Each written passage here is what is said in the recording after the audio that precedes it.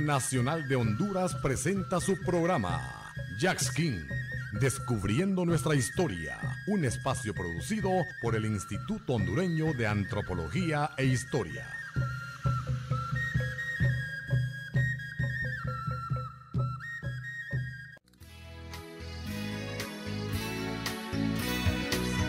Programa radial Jax King, un esfuerzo del Instituto Hondureño de Antropología e Historia. En esta tarde calurosa de lunes aquí en Tegucigalpa estamos a pocos días de celebrar la Semana Santa. Es por eso que hoy justamente vamos a hablar un poco sobre las tradiciones que se celebran en estas fechas. Para ello nos acompaña don Manuel Aguilar, historiador y catedrático de la Universidad Nacional. Cuéntenos. La verdad es que sobre esto hay mucho que contar porque nosotros solo nos empecinamos en los actos de Semana Santa, pero hay que ver un proceso hasta llegar a lo que hoy tenemos como celebración. Así es, y justamente vamos a hacer todo ese recorrido. Comenzaremos, don Manuel, hablando un poco de la organización eclesiástica en América Latina durante el periodo colonial. Sí, se caracterizó, nosotros decimos que estuvo a cargo de la iglesia, y así fue. Pero la verdad que había un organismo muy especial que se llamaba el Real Patronato.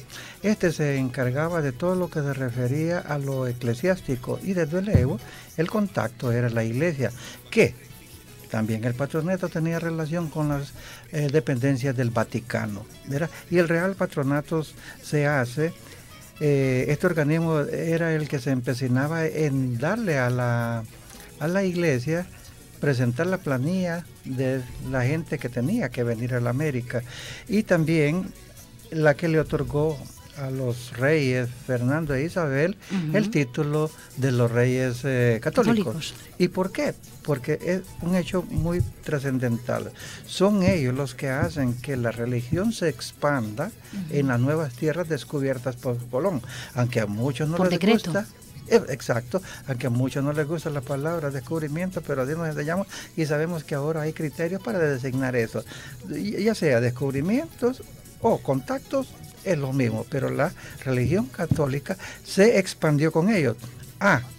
Aparte de eso, el Real Patronato le delegó a la iglesia cobrar por servicios religiosos aquí, y ese es el famoso diezmo. Entonces los diezmos comenzaron cobrándose los oficios religiosos. ¿Qué tipo de oficios religiosos? Y entre ellos tenemos las misas, las cantadas, las verbales, entierros, nacimientos, bautizos y todas esas áreas que aún se hacen.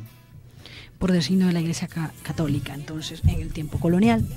Y este es el preámbulo que nosotros tenemos a cómo vemos las celebraciones de Semana Santa. Así es, tenemos un organismo a la que estamos supeditados y ese todavía existe. Hoy solo decimos nosotros el Vaticano, pero también haya cambiado de nombre, pero sí tenemos nosotros supeditación de ello. Entonces, al momento del contacto, toda la visión que ha venido acarreándose de cómo celebrar en esas fechas, nos la dan por decreto, por criterio, desde la Iglesia Católica que vino en el tiempo del contacto, o la época colonial. ¿Cómo es el aprovechamiento de los materiales religiosos? Con los ingresos que tiene ¿Cómo se iglesia, enriquece la iglesia en ese tiempo? Se hace de sus utensilios para el culto divino. También se le permite a la iglesia que acepte donaciones y por eso nosotros vemos en la historia que particulares, incluso los reyes, hacen donaciones de utensilios que se van a utilizar en la iglesia. Pero había un organismo encargado que era la casa de contratación, que se encarga también de surtir, porque ya sea traído de España, traído de las islas o de México, incluso de Guatemala. O sea que ella surtía de implementos. Todos los implementos que se usaban en las iglesias que se fundaron en América fueron traídos, es lo que nos inicialmente, después con la destreza que enseñaron los curas, los sacerdotes, las órdenes, ¿verdad?, que se instalaron. ¿Sí? Que les enseñaron a los indígenas, a los mestizos, mulatos, que tuvieron habilidades. Ya nosotros, como dice Mario Felipe Martínez Castillo, que en el siglo XVIII, a mediados, ya hay obras, incluso pinturas de mestizos y de indígenas que sirvieron para el culto divino. Y de eso está lleno una serie de iglesias nuestras en los pueblos. Un poco estamos hablando de esto ahora porque queremos dar como un contexto general de lo que conocemos como celebraciones en Semana Santa. En ningún momento es para menospreciar la religión católica o los fieles de la religión católica actualmente, porque ya tenemos una concesión, una elección de religión consciente, ¿verdad? Pero incluso la Iglesia tuvo algo de, ¿cómo se llama?, que no lo enseñó muy bien, o que por cosas de la misma religión se abstuvo de los famosos santos y vírgenes de bulto, ¿verdad?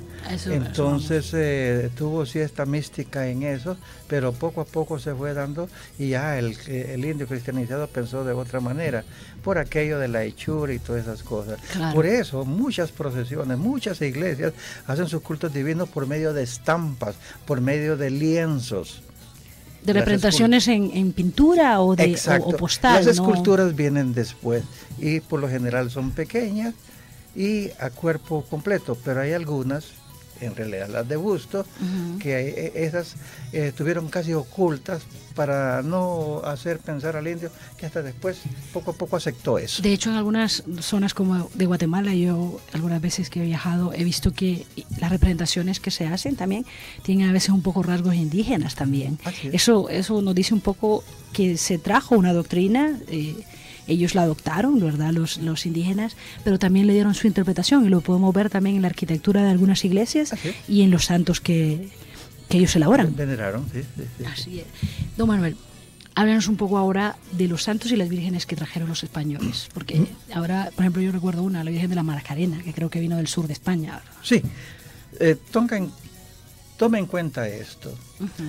Los primeros pobladores que vienen aquí tienen que ser con preferencia de Castilla y León. ¿Por qué? Porque la procedencia de Fernando e Isabel, que son los reyes católicos. Entonces ellos tienen la prioridad de venir acá. Poco a poco, a medida que España se va haciendo nación, a estas tierras de España tienen que venir otros tipos de gente. Y hay una gran variedad de pobladores ya no de Castilla y de León, sino y el puerto también de donde salían, ¿verdad? Exacto. Del sur. Que traen otras divinidades, otros santos y otras vírgenes. Entonces, si ya hay diferencia, fíjese bien, los primeros poblados nuestros son costeros, para el caso de Honduras. Sí. Ahí ya hay cosas, íconos de religión, nombres religiosos para el caso. Los primeros poblados nuestros son costeros. San Gil de Buenavista, un ícono, el Triunfo de la Cruz. Otro pueblo, Nuestra Señora, que es en la costa norte. Sí, Nuestra Señora de la Concepción.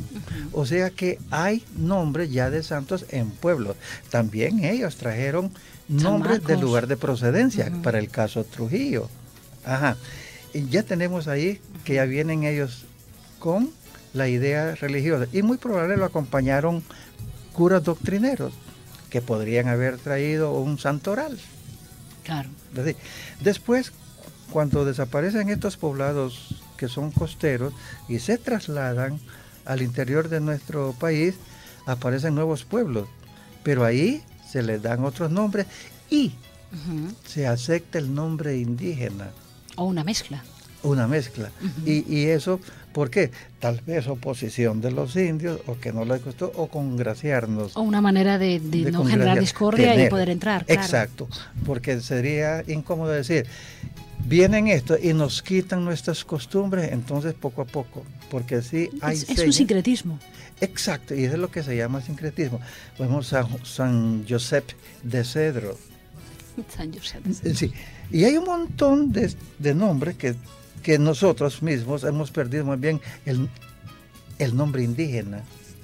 Claro, se ha quedado el castellano, obviamente. Eso se debe a que la mayoría habla español. Exacto. Guatemala son más constantes en decir el nombre indígena y después nosotros... Estamos hablando de una población de 8 millones de descendencia indígena en Guatemala, de los 12. ¿Qué diferencia que Guatemala? Nosotros tuvieron más órdenes religiosas y nosotros solo tuvimos 2, y se menciona la de San Juan, pero fue únicamente dedicada a servicios de hospitales. Entonces vemos nosotros que tenemos una serie de santos según la procedencia de la zona española donde venían exacto. los... Y hay nombres de santos que aparecen en nosotros en documentos que aquí no se mencionan. Por ejemplo, la Guadalupe se menciona ya en el siglo XVIII. Claro. Y también la tiene México. Y tome en cuenta esto, una serie de países latinos tienen una patrona. Sí, como los océanos españoles. Exacto. Exactamente. Exacto.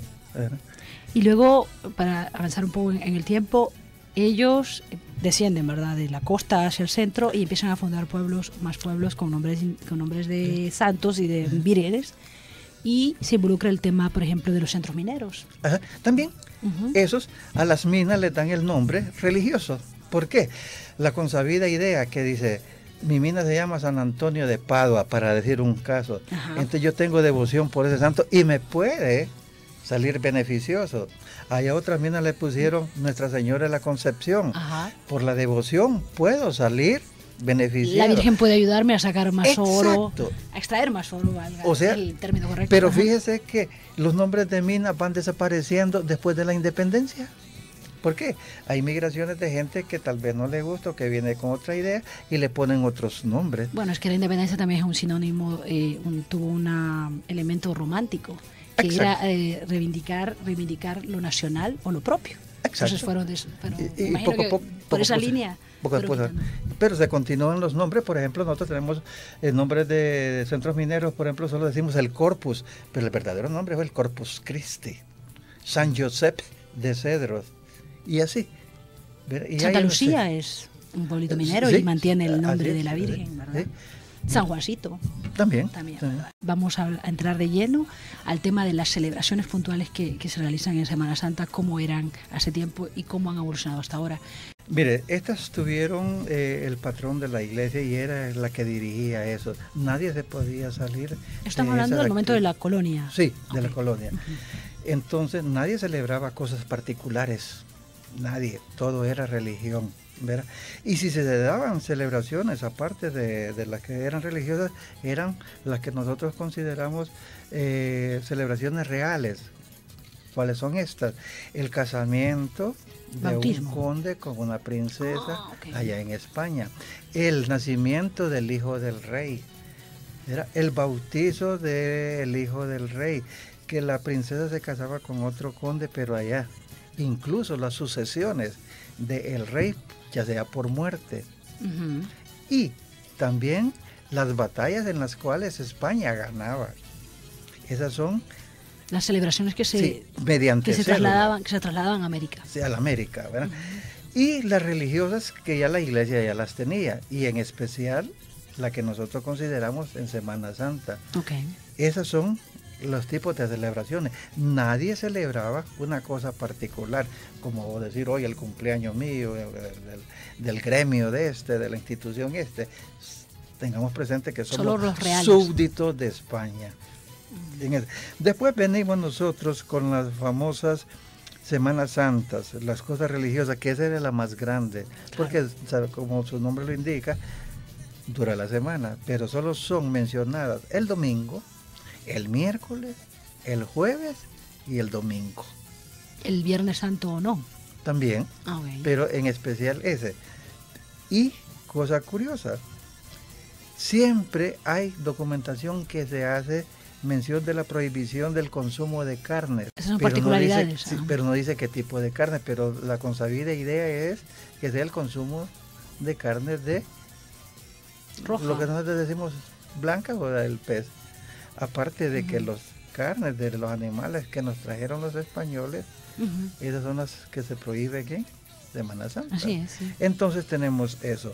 ¿Y cómo se celebraban estas cosas? Los utensilios para el caso, por medio de minas, luminarias. En esto tenemos nosotros, las luminarias son lugares específicos, iglesia, la alcaldía o la plaza pública, tirar maderos o madera de los árboles y prenderles. Esas son las famosas luminarias. En las casas, durante la celebración. Para el público. En casas particulares ya eran las famosas velas de Castilla. Y la iglesia, por su condición, pasaba iluminada por las candelas de Castilla. O, si no había, las candelas propias de los indios, que le decían las candelas de Indias, que eran las nuestras. Pues colocar una especie de fogata en las casas. Exacto. Era una tradición en ese entonces de las fechas importantes de Semana Santa. Y esa condición se maneja en los pueblos anteriormente, que no había la luz eléctrica.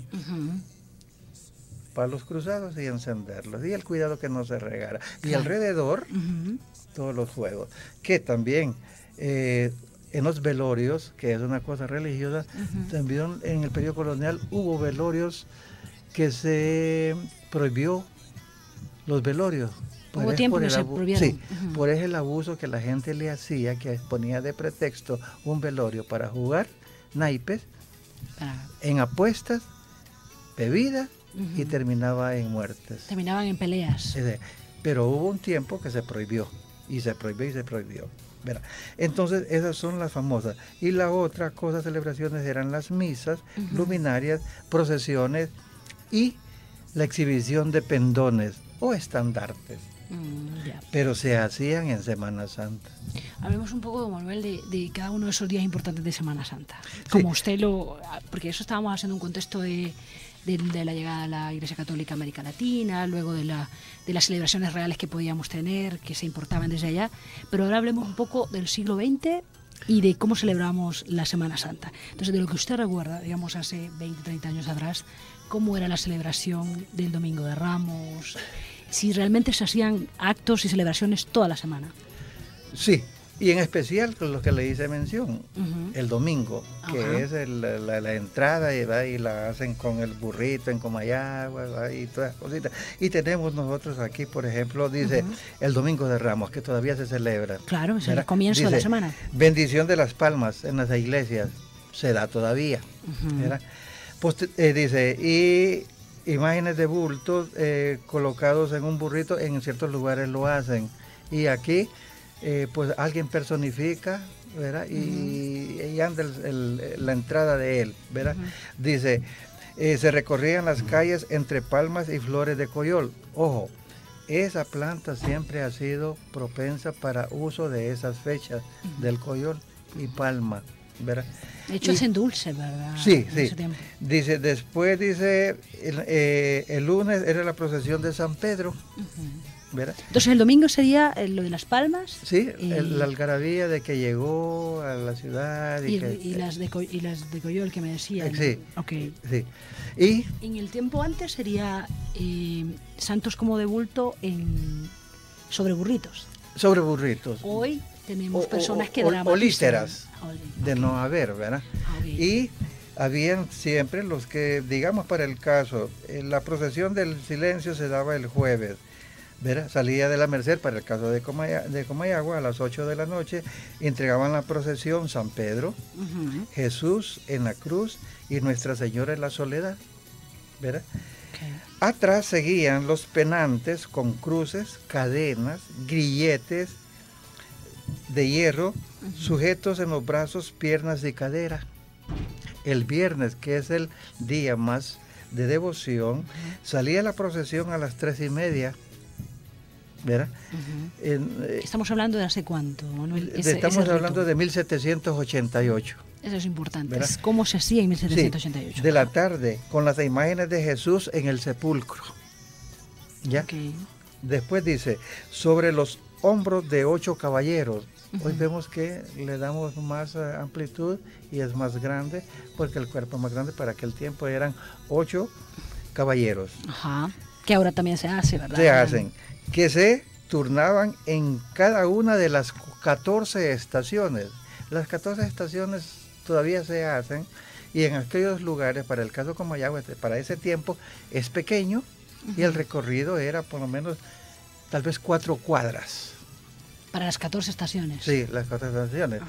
Verá, después decía, unas eran permanentes en pequeñas adoratorias apoyadas en las paredes de las casas.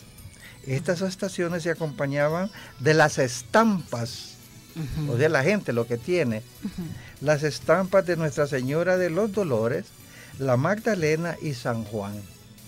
Son estampas no como ahora que tenemos. Exacto, ¿verdad? Dice, durante la procesión de estos 2 días, las familias pudientes adornaban sus balcones con cortinas y sacaban de sus salas amuebladas las grandes alfombras para que sobre ellas pasara la imagen del Nazareno y el Santo Entierro. ¿Ya? Okay. Las familias menos pudientes regaban con pino y ramas de coyol al frente de sus casas. El domingo de resurrección a las 8 de la mañana, el señor obispo, acompañado de todo el clero, seminaristas, quitaban las cortinas moradas de los retablos, seguidamente cantaban el aleluya acompañado del órgano, violines, trompas, tambores y los músicos del coro. Bien.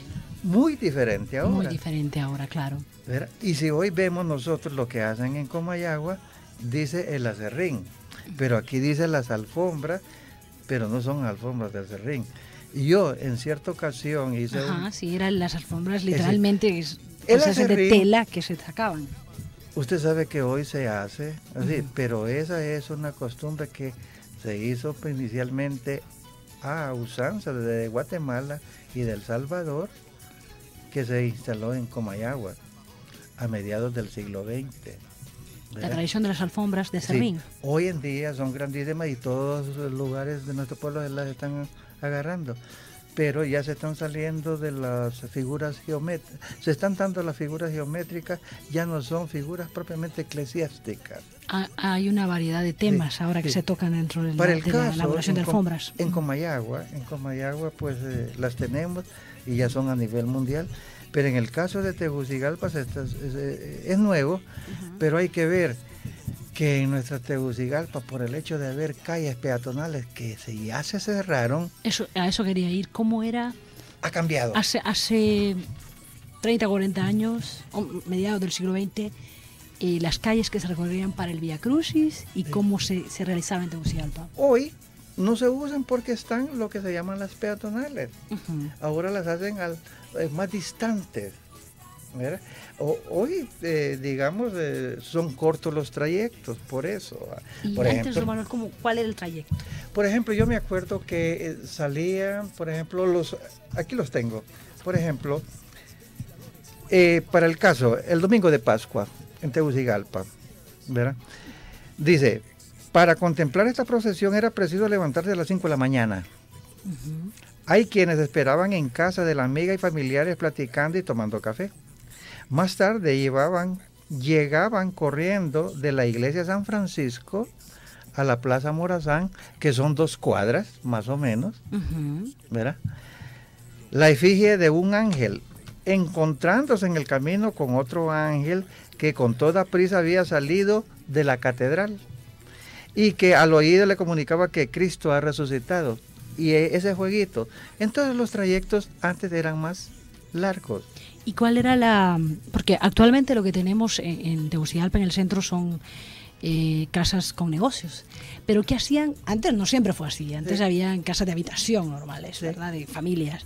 ¿Qué hacían estas familias durante ese recorrido? Por ejemplo, donde hoy es la calle peatonal, había mucha gente que hoy son negocios, pero antes eran casas particulares. Ellas sacaban su estantito, digamos, adornado con florecitas y las figuras de algún santo y cortinas.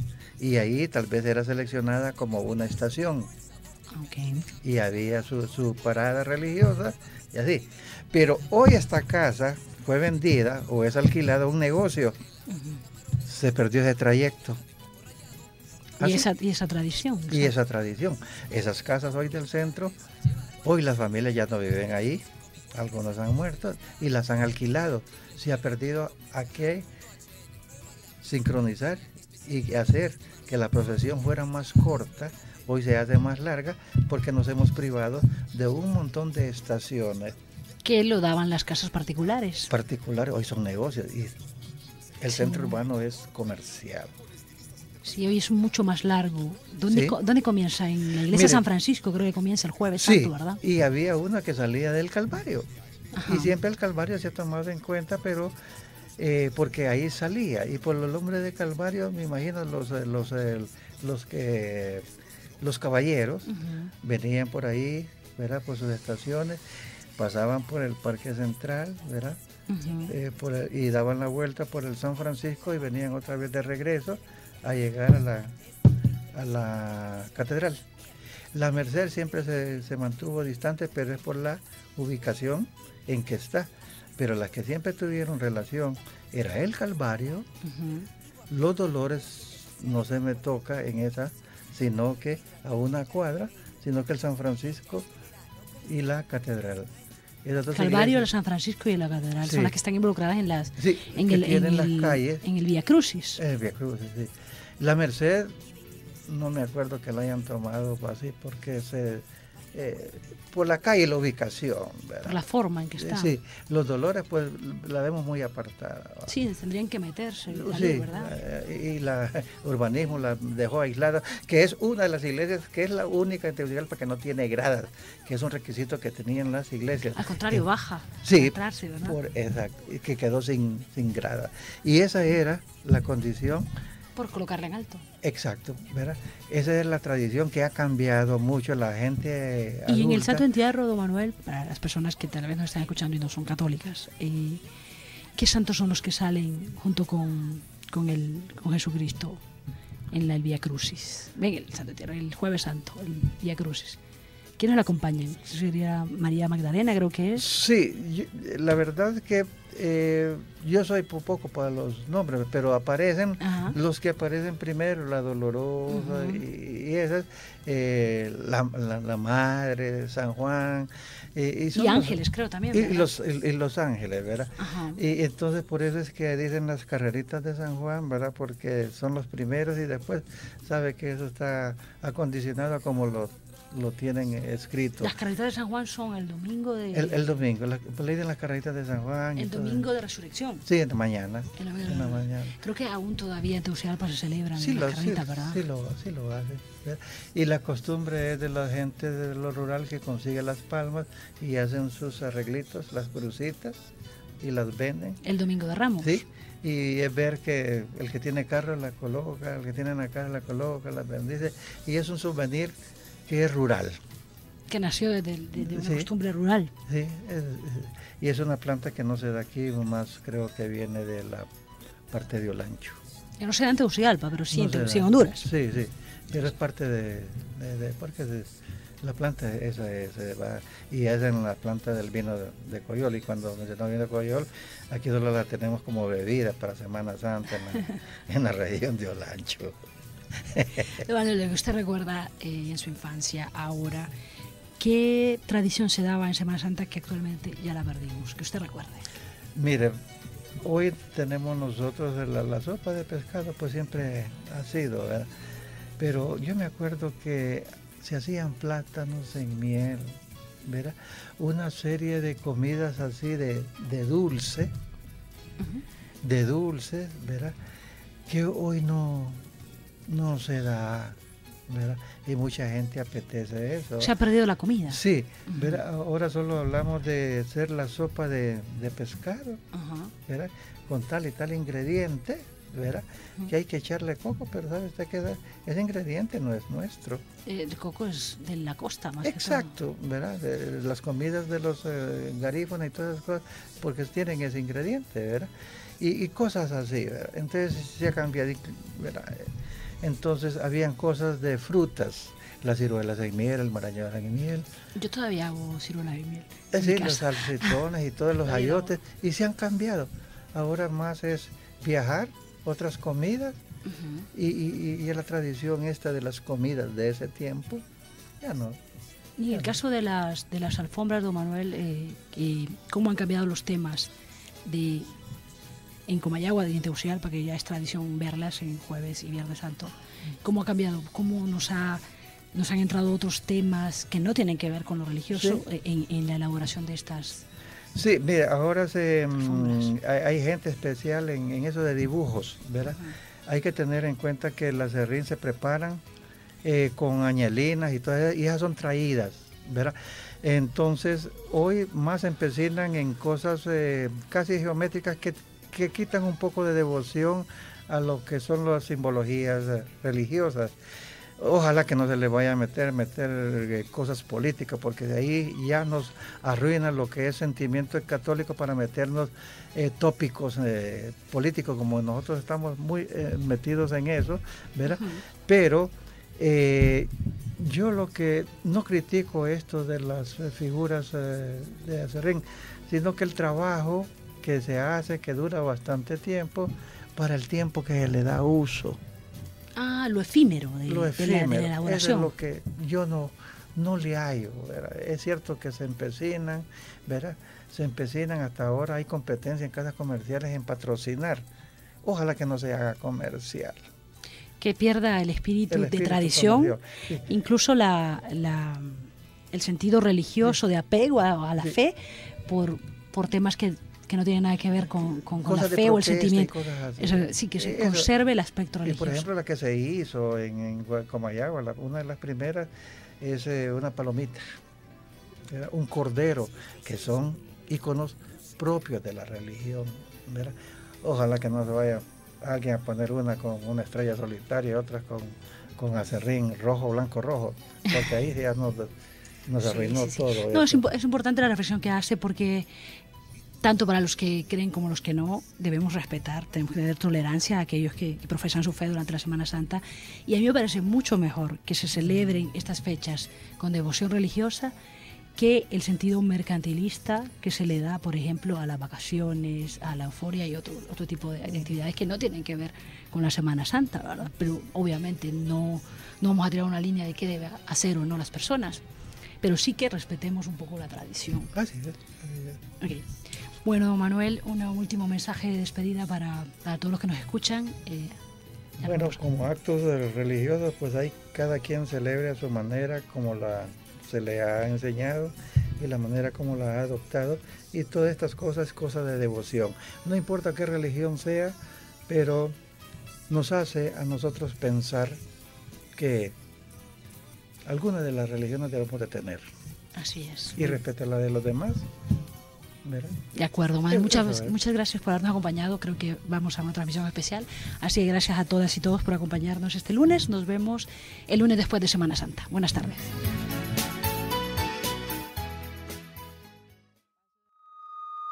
El Instituto Hondureño de Antropología e Historia presentó su programa Jackskin. Agradecemos su atención y le esperamos para seguir descubriendo nuestra historia. Recuerde, protejamos nuestro patrimonio cultural.